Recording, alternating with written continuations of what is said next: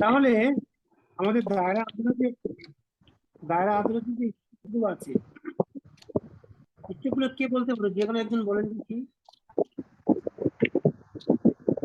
হ্যাঁ ভাইয়া, একজন বলেন, না দেখে বলেন, একটা পর একটা কিভাবে বলেন। আমি বলবো। হ্যাঁ বলেন।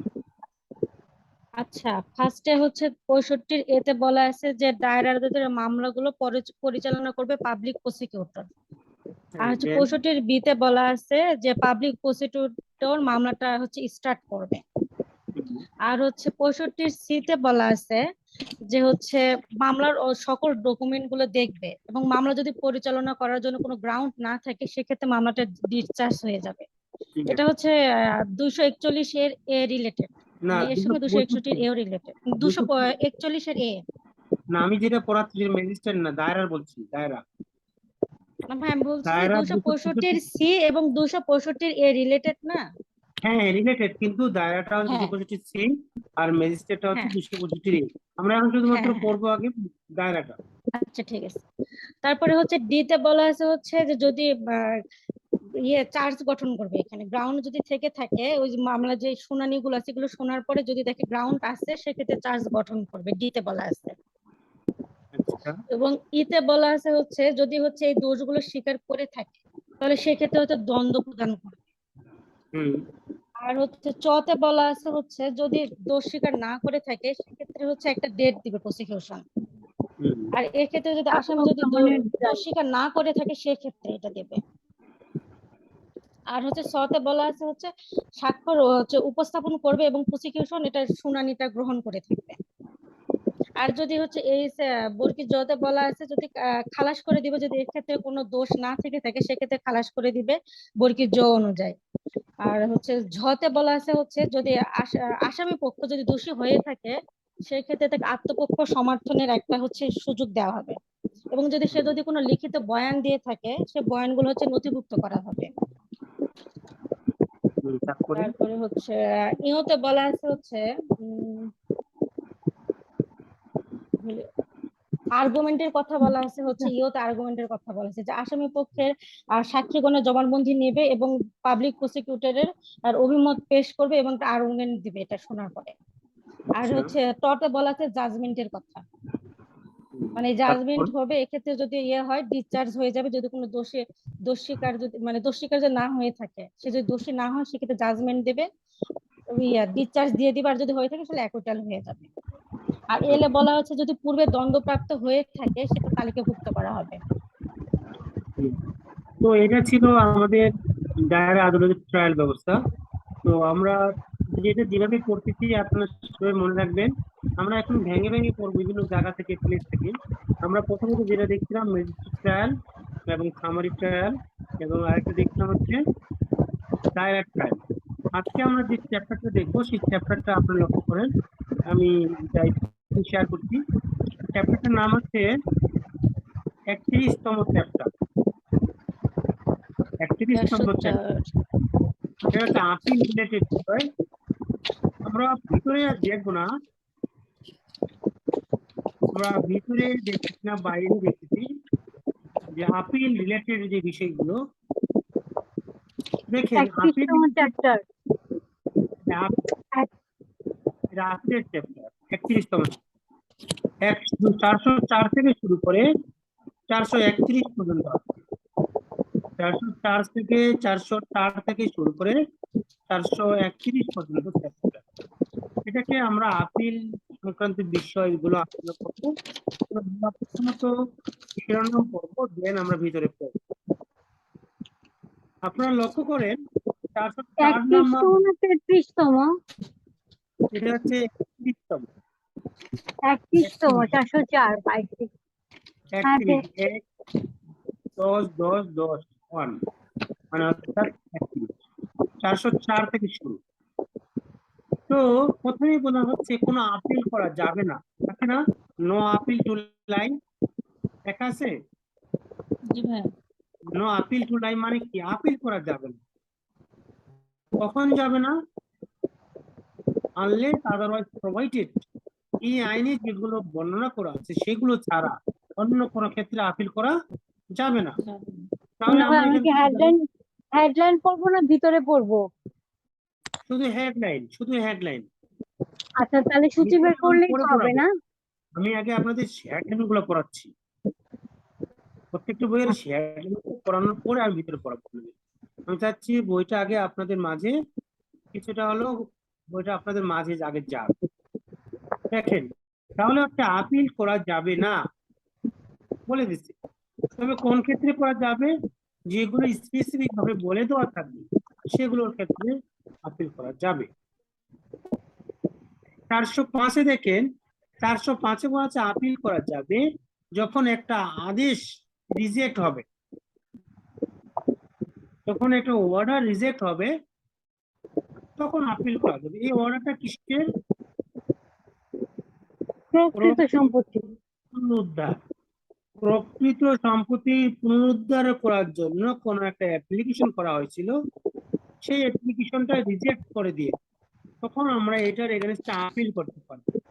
405 যে ধারাটা আছে এই ধারাটার সাথে আমরা 89 নং ধারা পড়বো। 405-এর পাশাপাশি যোগ চিহ্ন দিয়ে লিখবো 89 ধারা, 89। তাহলে 89-এ যে ধারার বিষয় ছিল যে আমরা প্রপার্টি কি করতে চাচ্ছি, আমার যে প্রকৃত প্রপার্টি সেইগুলো উদ্ধার করার আবেদন করব। সেই আবেদনটা যদি আমার রিজেক্ট করে দেয় 405 ধারা মোতাবেক আমি আপিল করতে পারবো। তারপরে দেখেন 406 নাম্বার, এটাও কিন্তু একটা অর্ডার। কিসের অর্ডার? যে keeping the piece or for good behaviour, দুটো শব্দ ইউজ করছে, দুইটা শব্দ, একটা হচ্ছে শান্তি রক্ষার জন্য আর একটা ভালো আচরণের জন্য।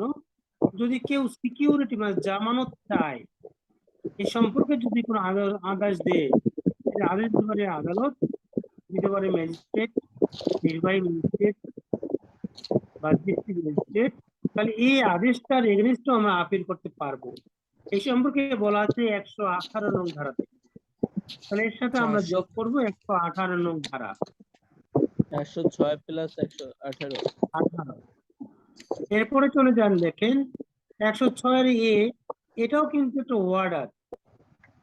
Refusing to accept or rejecting a surety, surety মানে জামিনদার। জামিনদারটা কি করছে, আমার যে জামিনদার সেটা অ্যাকসেপ্ট করতেছে না, বা আমার যে জামিনদার সেটা রিজেক্ট করে দিল, এরকম আদেশে এগেনস্ট আমি আপিল করতে পারবো। এটার সাথে আমরা পড়বো 122 নং ধারা, 122 নং ধারা। এই তিনটা কি ছিল, 105, 6, 6 এগুলো কিন্তু আদেশের এগেনস্টে আপিল করবে। এবার 107-এ যাই, 107-এ বলা হচ্ছে দণ্ড। সেন্টেন্স মানে কি? সেন্টেন্স মানে কি শাস্তি না? হ্যাঁ, শাস্তি। Sentence মানে শাস্তি, আবার সেন্টেন্স মানে দণ্ড, দুইটাই। তো দেখেন, আপনাকে শাস্তি দিয়েছে, কে শাস্তি দিয়েছে? ফার্স্ট ক্লাস, সেকেন্ড ক্লাস এবং থার্ড ক্লাস ম্যাজিস্ট্রেট।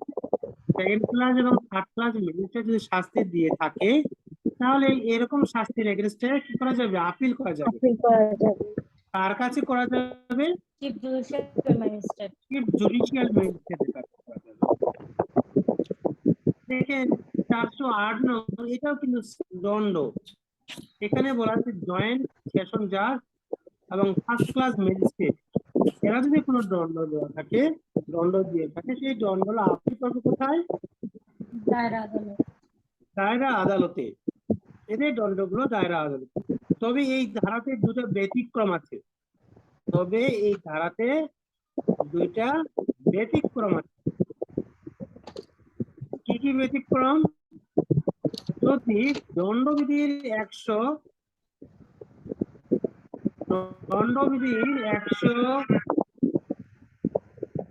124-এর ধারা আছে, কি আছে বলেন তো?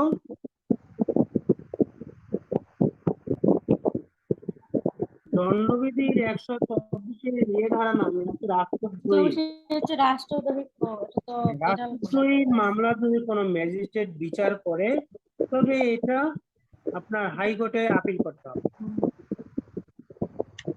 Second class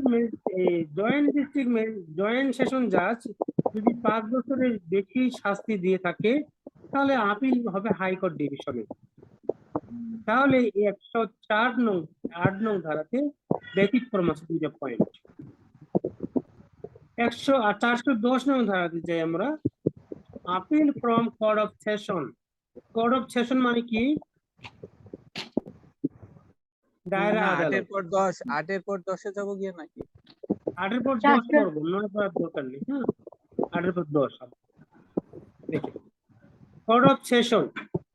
court of session মানে কি? দায়রা দায়রা আদালত। আদালত। দায়রা আদালত যদি কোনো দণ্ড দিয়ে থাকে, এই দণ্ডগুলো আপিল হবে কোথায়? হাইকোর্ট। হাইকোর্ট এই ডিভিশন। দণ্ডগুলো কোথায়? হাইকোর্ট ডিভিশনে। তাহলে দেখেন 7, 8, 9 এগুলো কি সেন্টেন্সের এগেনস্টে না? 9 নম্বর তো পড়ার নাই। সরি, 8, 7, 8, 10 10 এগুলো সেন্টেন্সের এগেনস্টে। এগুলো হচ্ছে সেন্টেন্সের এগেনস্টে। আর উপরে 3টা ছিল ওয়ার্ডারের এগেনস্টে। এরপরে দেখেন 412, 13, 14, 412, 13, 14 এগুলোর ক্ষেত্রে আপিল করা যাবে না, বলে দিচ্ছি। নো নো নো আছে না, লেখা আছে না সামনে, নো আপিল আছে। দোষ স্বীকার। তারপর no appeal, no in appeal. certain cases when accused pleads guilty, আসামি দোষ স্বীকার করলে কর্তৃপক্ষের ক্ষেত্রে আপিল চলবে না। চলবে না। তাহলে 12তে কি বিষয়ে আলোচনা করা আছে? আসামি দোষ স্বীকার করলে কর্তৃপক্ষের ক্ষেত্রে আপিল চলবে না। আসামি যদি দোষ স্বীকার করে তাহলে আপিল চলবে না। এটা হচ্ছে গিলটি অফ প্লি, যে কনফেশনের মাধ্যমে যে আপিল গুলো হয়, তাই দোষগুলো স্বীকার করে, তাই না? এখন আসামির দোষ। এটা কিন্তু বেসিকটা পড়তেছি আমরা, আপনাদের বেসিকটাই পড়ি, পরে ভিতরে পড়বো। তাহলে আসামি যে দোষ স্বীকার করে তার আপিল করা যাবে না। কত নং ধারাতে আছে? 412। এটা 412 ধারায়। 412 ধারায়। 412 দেখেন পেটি কেসে 413 তুচ্ছ মামলা আপিল নাই। no appeal in petty case. petty case তুচ্ছ মামলার আপিল নাই। পেটি কেস মানে হচ্ছে তুচ্ছ ছোট ছোট মামলা। কেস। হ্যালো, হ্যাঁ, ছোট ছোট কেস। আমার কথা কি শোনা যায়? হ্যাঁ, শোনা যায়। শোনা যাচ্ছে।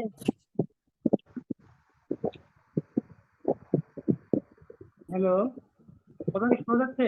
হ্যাঁ, শোনা যাচ্ছে। হ্যাঁ শোনা যাচ্ছে। আচ্ছা, হ্যাঁ, পেটি কেস মানে হচ্ছে ছোট ছোট কেস। তুচ্ছ মামলা। তুচ্ছ মামলা।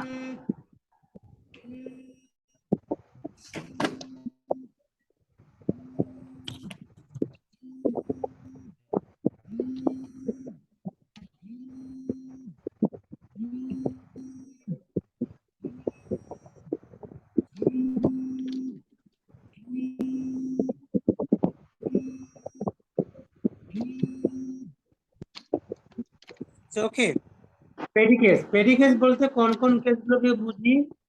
যেগুলো ছোট ছোট মামলা। আপনার ছোট ছোট আপনার দায় দেওয়া হয়, পানিশমেন্ট দেওয়া হয়।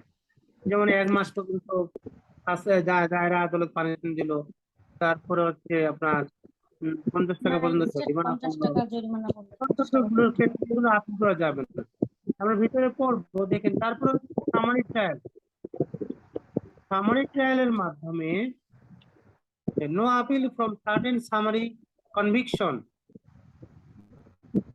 যদি সামারি কনভিকশন দেওয়া হয়, সামারি কনভিকশন এখানে দণ্ডর কথা বলা আছে। যদি 200 টাকা পর্যন্ত আপনার জরিমানা ধার্য হয়, 200 টাকা পর্যন্ত যদি জরিমানা ধার্য হয়, তাহলে 200 টাকা পরিমাণ জরিমানা ধার্য হয় কোন ক্ষেত্রে? Summary trial.